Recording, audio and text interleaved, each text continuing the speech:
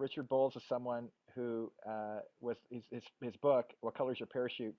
Not only have I bought this book when I was straight out of grad school and was looking for a job but didn't know where to go, but 11 million other people have bought his book over the last 40 years.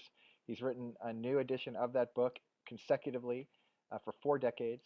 And the amount of people that he has kind of helped calibrate and align in the direction that's kind of in tune with what they were meant to do is innumerable. And we're very privileged to have him on. And I just need to say up front that he also was gracious enough to write the foreword to my first published book with Random House about a year and a half ago. And it's a real treat to have you on. So for being here. Thank you. You're welcome. Well, to get us started, I'm wondering if you could, for those of who are watching and maybe are new to the conversation around what colors your parachute, and I mean you have helped so many people over the years. What in the world, when you look back 40 years ago, when you were just thinking about getting started, what was it that got you interested in this whole idea of having someone's career align with what they were meant to do? How did that start for you? So I apologize for the loud noise. First of all, I think in life we have experience that we are getting what we should out of the experiences, whether it makes us more sensitive to other people going through the same crisis or challenge that we had to deal with. And I was fired I was an ordained Episcopal priest at that time. I'm not any longer. I resigned.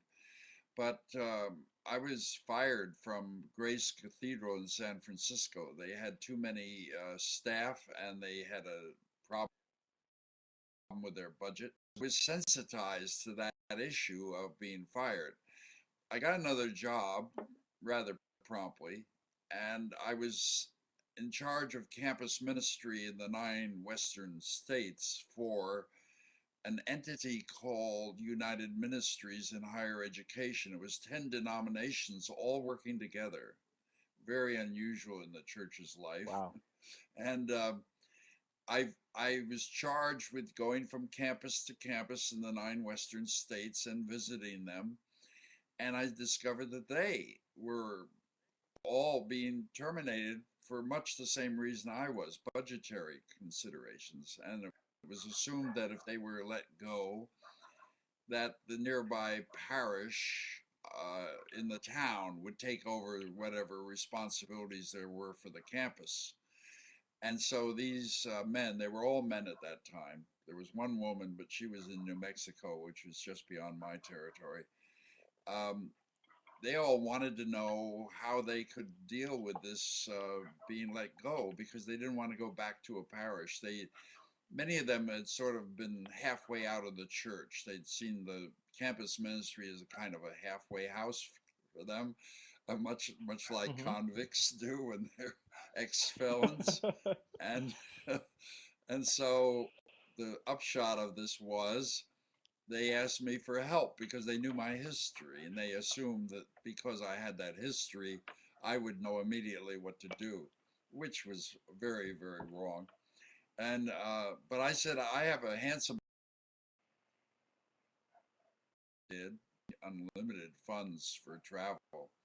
So I said I'll find out. I'll find out. And I went around asking 2 questions. One was, how do you change careers without going back to school? Because most of these men were married and they had children in the 10 to 12 or 13-year age range. They weren't about to take 4 years out to go back to school or even 2 years. So Hmm. that was one question I asked everyone I met. The other was, how do you find work when resumes, agencies, and ads don't do it for you? And Hmm. I kept trying to find somebody that knew the answer to those 2 questions. And eventually I stumbled across a man named John Crystal in McLean, Virginia. And Hmm. he knew the answers to those 2 questions. He had made it a hobby for years to help people. He was Hmm. a former major in finance at Columbia University, and he was also a spy during the Second World War. Oh So my. he said job hunting is like spying, and you have to ferret out what it is an organization really needs, and also his economics background from Columbia he thought was very useful. So I found that the most meaningful job hunting methods involve not just looking for any job, but they involve looking for a job that matched you.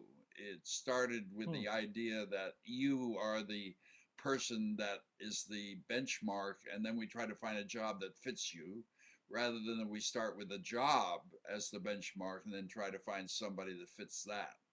Early on, Hmm. somebody told me a very important fact. He said, in this business of job hunting or career changing, you have to decide who you're going to be the advocate for, because you can't be advocate for both employer and job hunter.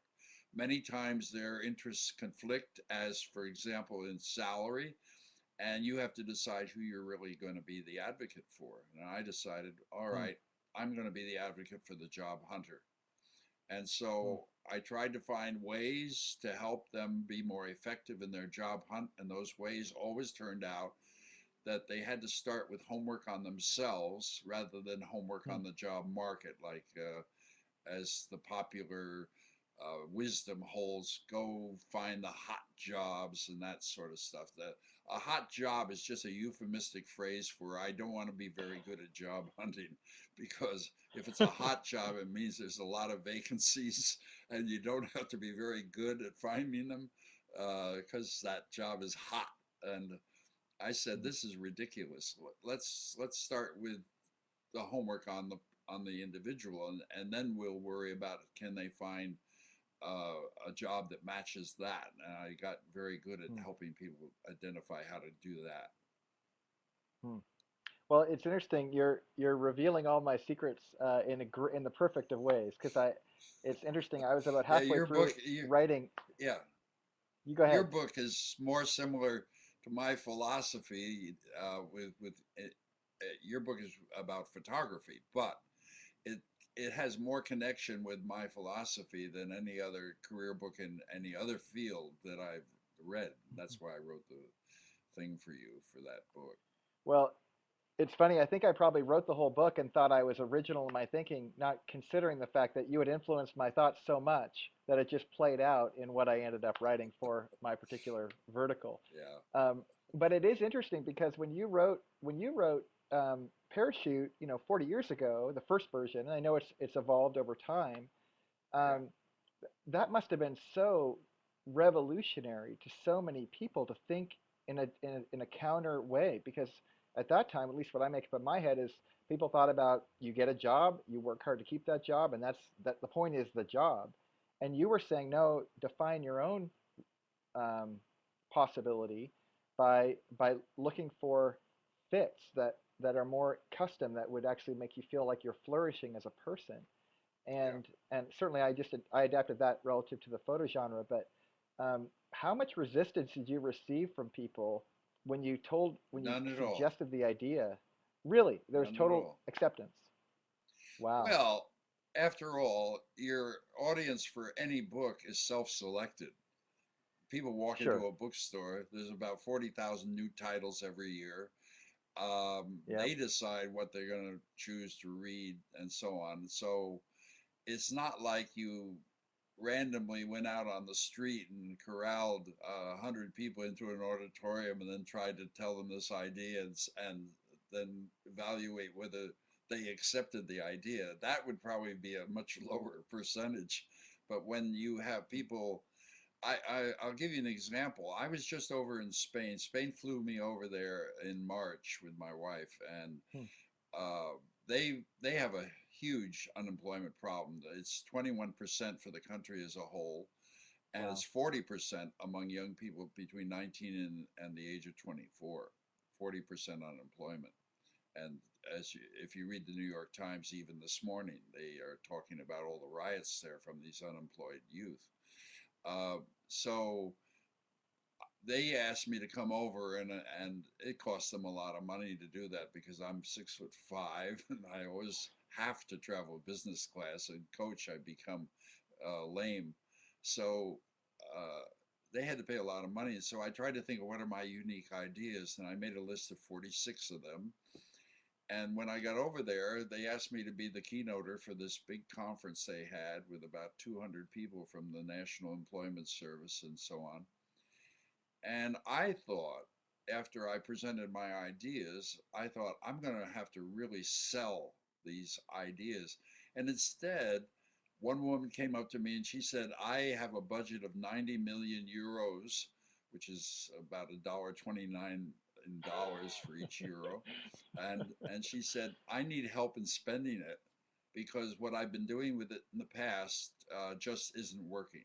And what they had been doing with their training budget in the past was, of course, things like training a construction worker when they can't find any work for the time being to be, say, a computer repair person or whatever. That kind of training is very discredited among experts because it pays no attention to whether, when you've been trained for this new vocation, whatever you choose, whether or not there are any vacancies out there. It's like universities.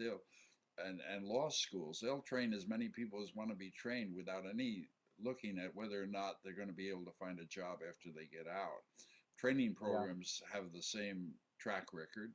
So I thought I'd have to sell the idea hard.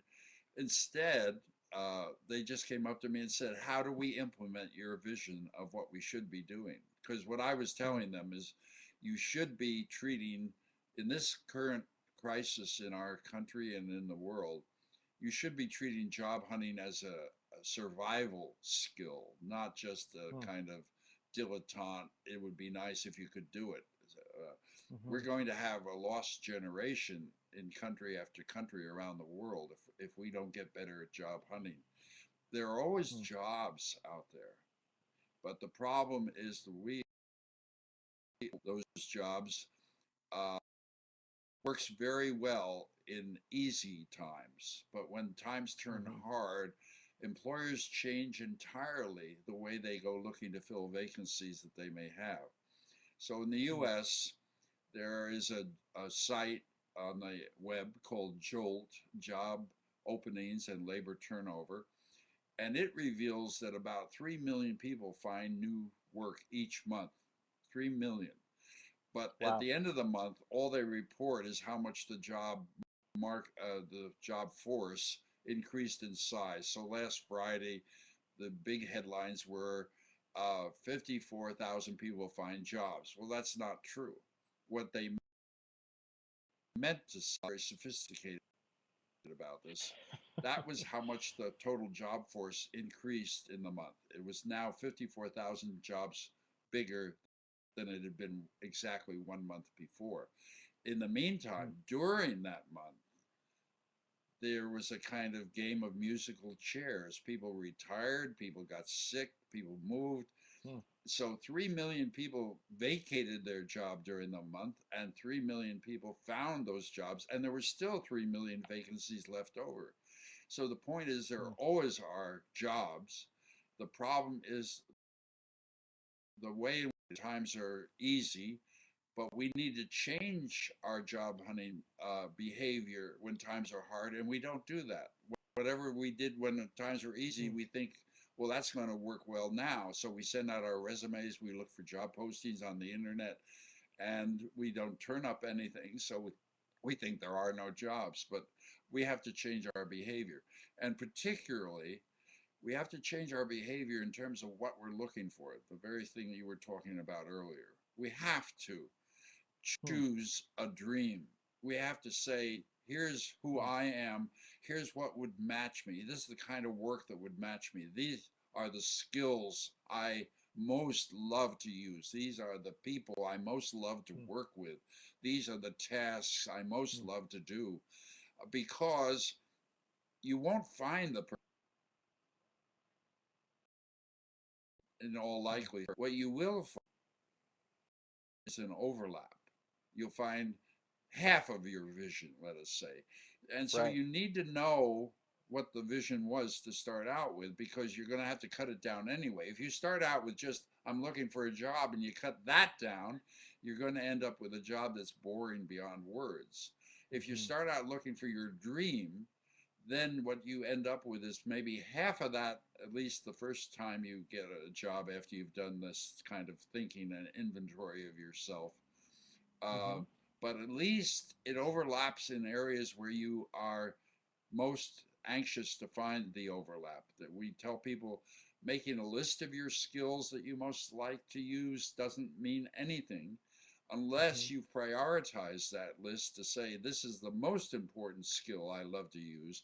Mine, Hmm. incidentally, which nobody ever guesses, my preferred skill is design. I Really? love to design. Yes, everyone assumes it's writing. It isn't. Right. I've pasted up my book for 40 years every year. I rewrite it every year, as you mentioned. And Right. incidentally, it's only 10 million. It's only sold 10 million, Dane, Oh, not my 11 million. mistake. Only 10. Yeah, only 10. That's Just in right. the interest of accuracy. I appreciate But that. the thing is, I love to design, so I have designed my book. I get control over the cover. I get control over every single page in the book. I use hot glue to paste up the pages Wow. after the script writer gives me the script and so on. So I would not like my life if I couldn't use that design skill. It's Mm, not just designing of books. I love to design a whole bunch of stuff. So mm, when we make a list of our favorite skills, and we say, well, I guess if I find any of these, I'll be kind of a happy person as a worker, mm, we're lying to ourselves. You'll be very mm, unhappy if you aren't able to use your most favorite skills. And when mm, you talk to people who have abandoned their job, they've just quit in absolute frustration, and you ask them, well, why did you do that? There's always two reasons. The first reason is, I hated my boss. And the second reason is, I wasn't able to use my favorite skill. mm, I didn't like the tasks I had to do all week because I had to wait until Friday night before I could really mm, come alive and do the things that I love most to do. So mm. we teach people, you must start out by looking at your skills and deciding the order of priority for them. So when you find a job and it only overlaps in some particulars, Mm. at least it will overlap in the particulars you care the most about. Mm. Now, there's so much in what you just shared that is getting me excited, and I'm sad that we only have as much time as we do. But I want to key in on a couple pieces. One was you were talking specifically around, trying to find a job around, another writer that I'm sure you and I both know, Marcus Buckingham, or the Gallup organization, the way they talk about strengths and talents and Yeah. the effort to kind of move in that direction to find kind of fulfillment. They weren't novel in that idea. That came out a long time ago. But I like the progression of their conversation, not only for going and finding a job, but also creating new opportunities like for small business owners. And for a lot of folks who are watching the show today, they're running their own small business. And I know for me, when I read your book, and I know my first job out of your book was I went and got a job at Home Depot, and it was really a progression out of that. And I thought, why in the world did I want that? And it flowed as a progression of discovery as to kind of what I was made to do. That eventually led to higher education, which led to working in the church.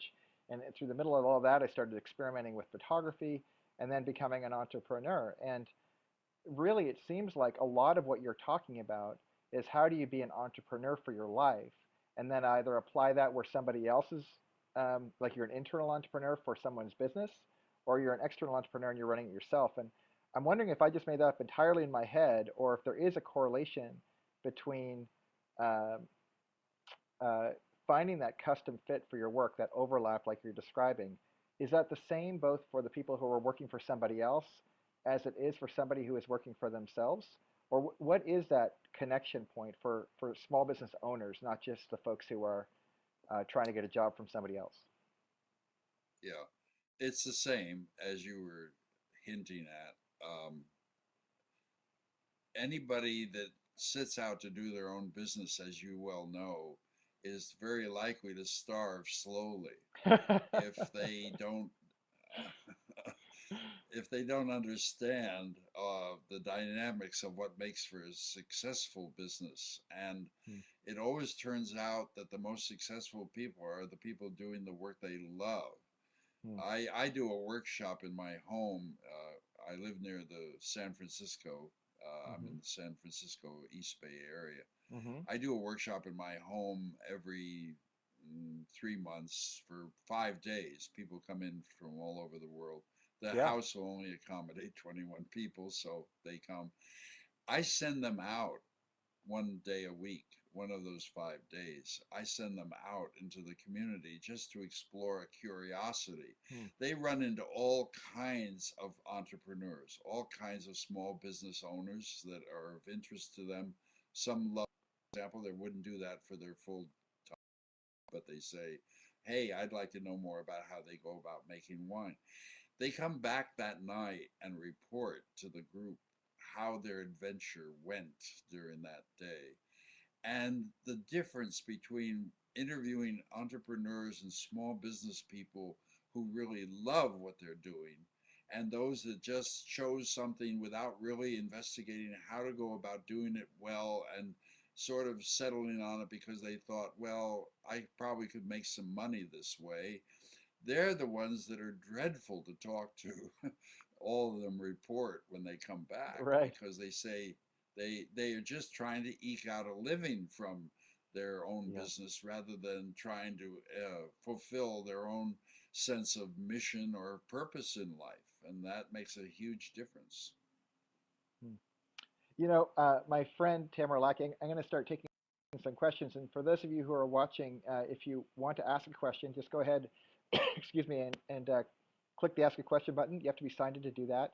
Or if you want, you can ask it through Twitter without Dane Sanders in it. But this question I thought was very profound. My friend Tamara Lackey, a very successful photographer out in North Carolina, asked the question, what is the most dramatic update you've made to your book over the years? Is there anything that's been unexpected that you've discovered? We have 4 hours, did you say?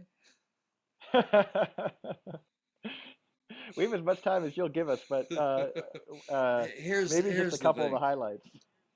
Well, uh, the most unexpected thing I learned was what we've been talking about, that the most effective job hunting method is when people define in great detail what their dream is and then prioritize those factors in the order of importance to them. I would have thought before I started this research, I would have thought that people would have better luck if they would be wide open and say, I'll Hmm. take anything that comes along that looks as though it might be a kind of work that I could do and would enjoy doing. Um, I thought if they stayed wide open, they would be better able to find work. It turned out that the more focused they were, the more they spelled out in detail what they were looking for in terms of meaningful work and work that would fulfill their own sense of purpose for their life on this earth, the better they were able to find that work and the better they were able to find a job than if they tried to stay broad. That was the biggest surprise. There have been a Hmm. million others along the way because every time I do a workshop, I'm listening to the people in my home. Hmm. They're 21 people who've come from all around the world. They come from Chile, South Africa, Hmm. Asia, Australia, everywhere. I listen to them and I learn a lot from them. And one of the things I learned was that at the end of an interview process, it might not be just one interview at a place, Hmm. but if they are going to work for somebody else, at the end of that interview, if they say, can you offer me this job? Hmm. That greatly increases the likelihood that they will get it. Now, that seems to me on the face of it so insane that if you remember to ask for the job, you're more likely to get it than if you just say, "Thank you very much for your time. When will I hear from you?" Ask apostrophe exclamation point, where this applied this to her whole life, and she described how when you know what you want, it doesn't hurt you to ask for it because maybe they'll say no, but maybe they'll say yes. And she went to a sale where she bought, no, it wasn't a sale. She was in a place like Nordstrom's, and she bought a sweater she really liked. 3 months later, she's in that same store. She sees that same sweater, but now it's over on the discount table with 30% off.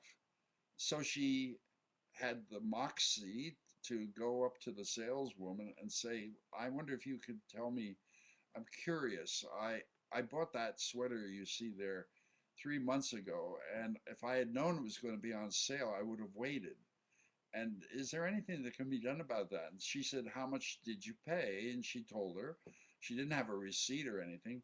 The saleswoman turned around to the cash register and punched out the difference between the sale price and what she had paid and gave it to her. And she got so emboldened by that. She said, "I've learned that if you want something, it does pay to ask for it, because the worst thing they can do is say no."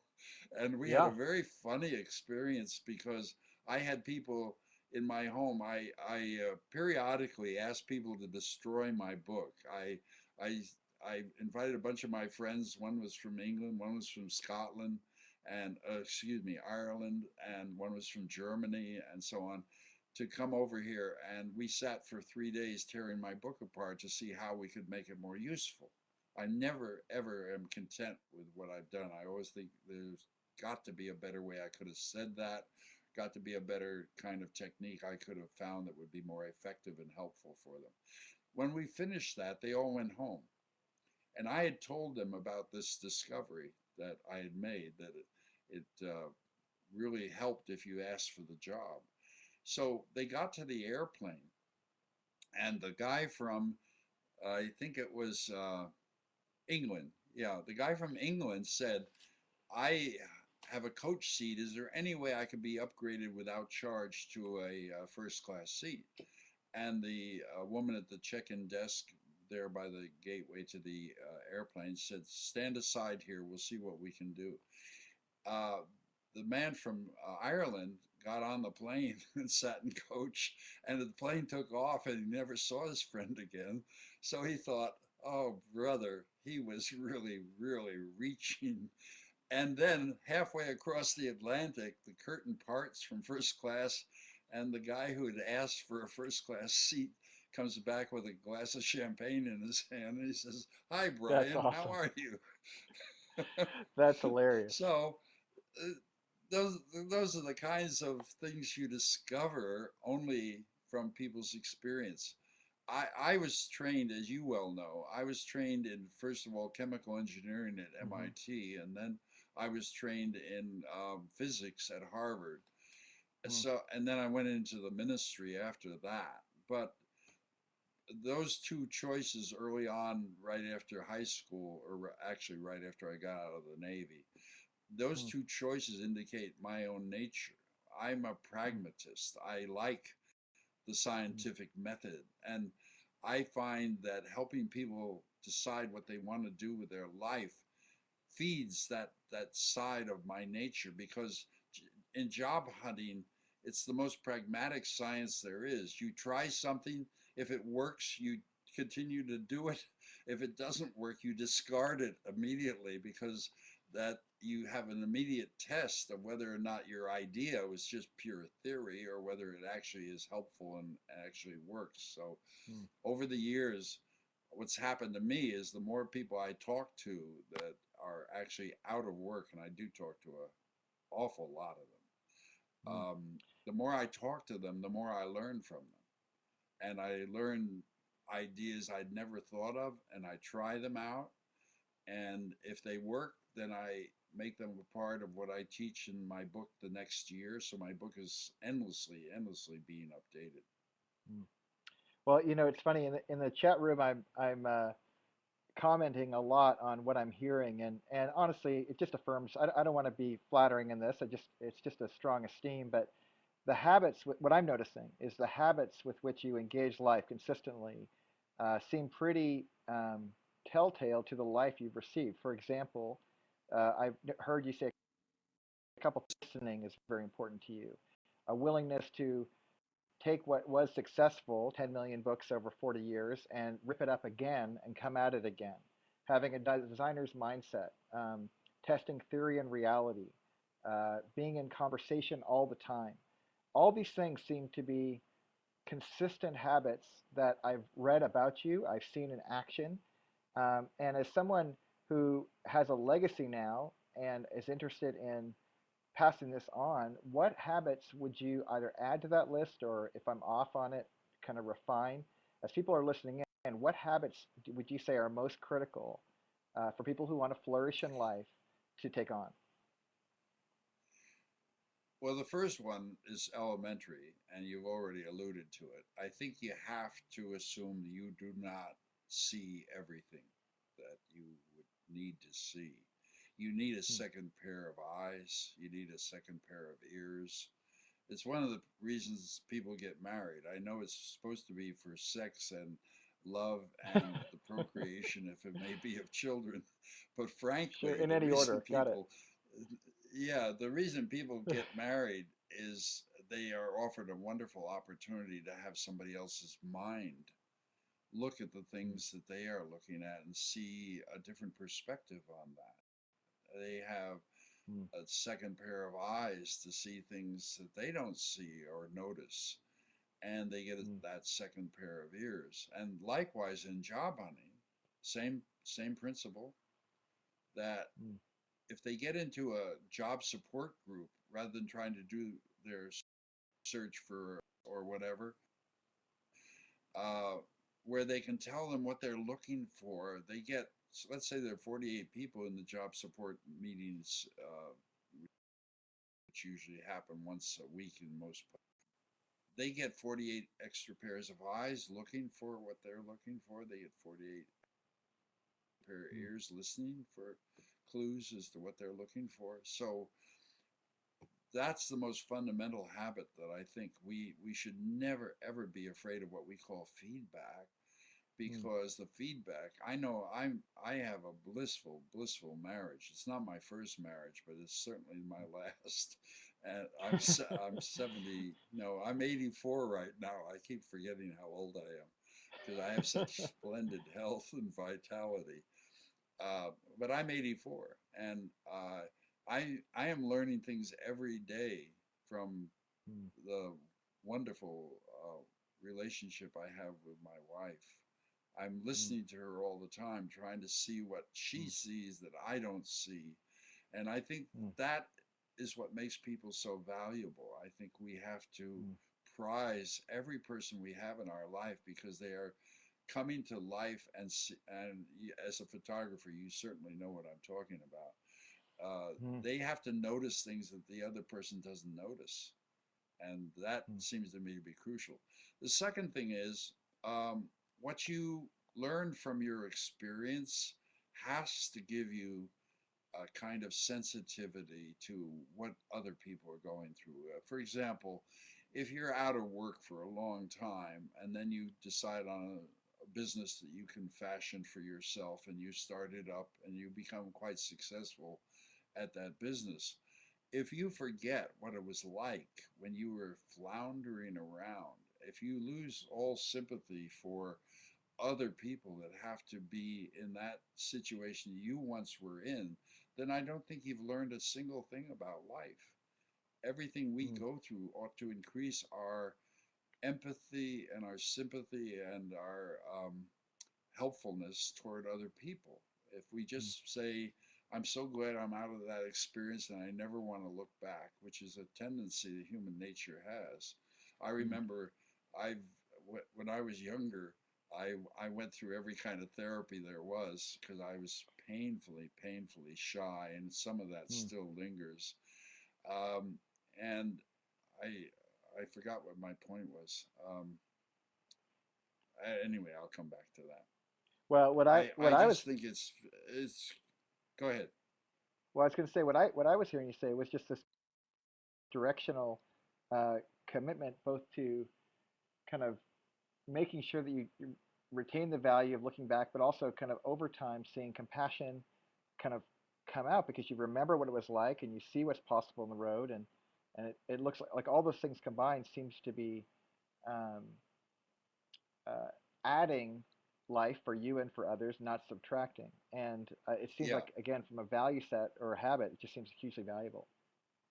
I do remember what I was going to say. This therapist we had, it was group therapy, and this therapist we had, she said something very profound one day that I thought was absolutely startling. She said, after you've helped somebody, be prepared for any response except gratitude. And I thought, what on earth is she talking about? And what she was mentioning was that after people have gotten out of a situation, they often don't want to be reminded they were ever that badly off or ever hanging by their fingernails off the cliff. So they don't like to look back at that situation. And if you were helpful to them when they were in that situation, you are a reminder to them Yeah. that they once were hanging by their fingernails and they don't want to think about that. Mm-hmm. So I do think it's a natural tendency to have these experiences in life. I've been through everything. I mean, in 84 years, you have so many memories. Every time I see a picture, it reminds me of a different era of my life. Mm-hmm. But I went through my brother being assassinated. He was a famous journalist in Phoenix, Arizona, and he was killed with a bomb under his car in Oh my. 1976 there in downtown Phoenix. Wow. And I've lost some dear, dear friends. Mm. I've never been an alcoholic. I've never done the Anthony Weiner thing. Mm. I've never done that kind of stuff. But you Mm-hmm. can't go through life without experiencing things that are doorways to empathy. They're Yeah. doorways to your really being more helpful to the other people on earth that your life intersects with. Mm. And so you were asking what habits I would urge on people. It's certainly that they turn from every experience and say, now that I've gotten out of this crisis I was in, I'm much more able to be helpful to people. And I've got to treasure that ability and I've got to treasure that experience I had because now I can really, really help people much better than I could before. Mm. Well, Dick, I can't thank you enough for being on the show today. And in Oh, fact, I'm happy. I'm gonna beg you later to come back on the show because you've officially endeared yourself to all of my viewers. And on replay, I'm sure that'll happen again. Um, but I'll come back. what you? Oh, well, I appreciate that. Thank you. One final question that Warren McCormick asks, and I'll just put it. And you've kind of already answered this on some level, but I wanted to make sure that if there's anything you wanted to add to it, you could. He says, with today's economy, I love the context that you just gave us, by the way, that today's economy, although it might feel dire or it might feel triumphant, depending on your perspective, we've had cycles of economies before, and but with today's economy in particular, knowing what you know now, looking back, but living in the current reality, what's one bit of advice that you like, knowing what you know now, if you were starting out now, and this was your first kind of downturn in the economy that you're Yeah. experiencing, what's one bit of advice that you'd use daily with day to day to find new clients or to find new work? Well, a photographer has a very particular species of the problem. Uh, Hmm. there's a bit of advice I would give to people normally, but with people who are engaged in photography, I used to have my own darkroom, incidentally, so I know something about the Perfect. profession. And Uh-huh. uh, you find new clients essentially by creating as many intersections in your life as you can. Um, the work of a photographer in particular is not a work for tremendously shy people, although, of course, such people do end up in this field. But Mm-hmm. you have to have more intersections of your life with people than you would normally have if you were in some other profession. I say the Yeah. same advice to people who want depicting that you and I were talking about earlier in the program.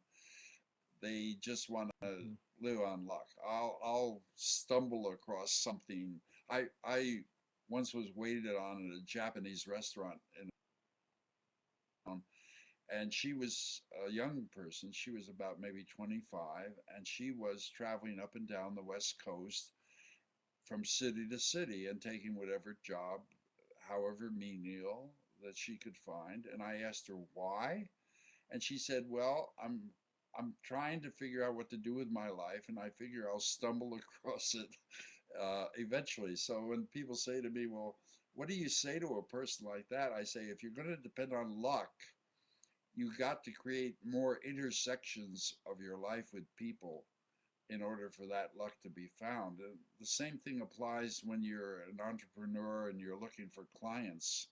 You've got to figure out ways in which you can intersect people's lives, which means, of course, going to places you like to go to and talking to people there. Um, I like to go to concerts, symphony concerts, and Mhm. and I